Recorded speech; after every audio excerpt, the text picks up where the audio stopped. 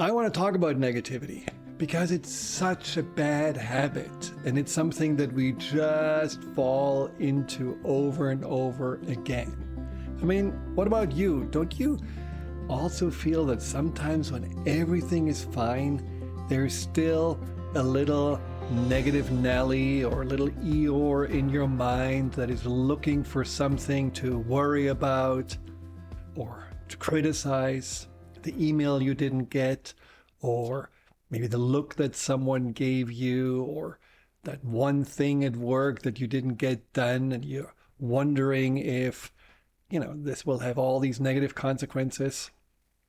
It's amazing about negativity. So even if 90% of our day is great, there is still the part of our brain that is focusing on those 10% that are not perfect, that are not wonderful.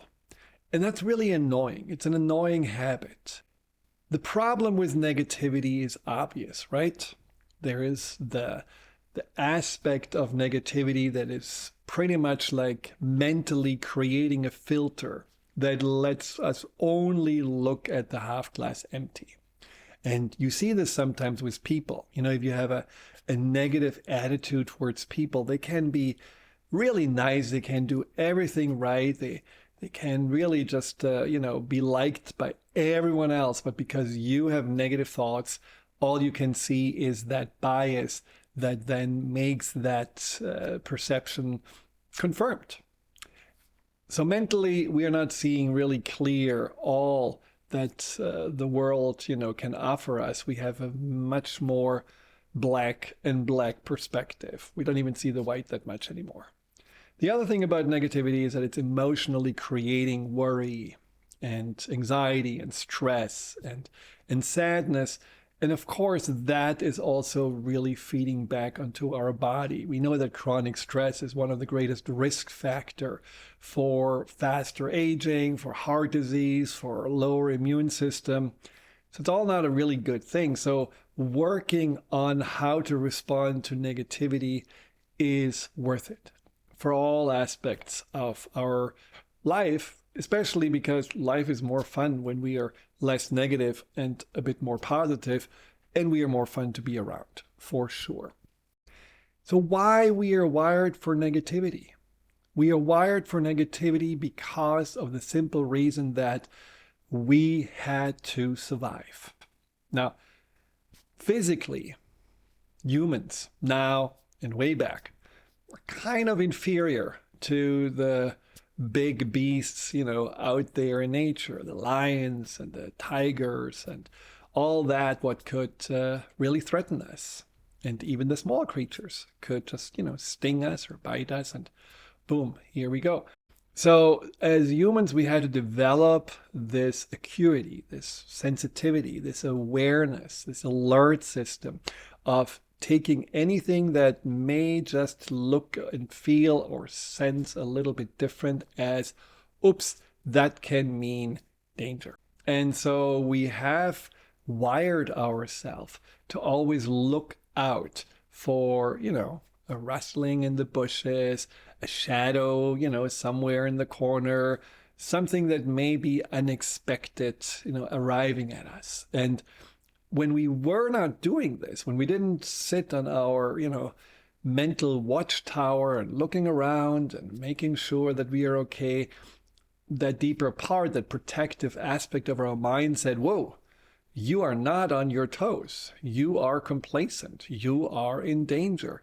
And then those negative thoughts just, came over our minds to, basically alert us again. Watch out. This is not okay. You are, not here in Disneyland. And so that's when the negativity became really, really deeply anchored in our mind. So when you now realize, though, that we have been really, evolving into a place where ultimately we don't have to worry about, being eaten or bitten or, attacked by something, we could theoretically say, hey, isn't it time to chill? Isn't it time to have a good time and really appreciate all these wonderful things that life brings us? And you would be right. But our brain, our mind hasn't really totally caught up.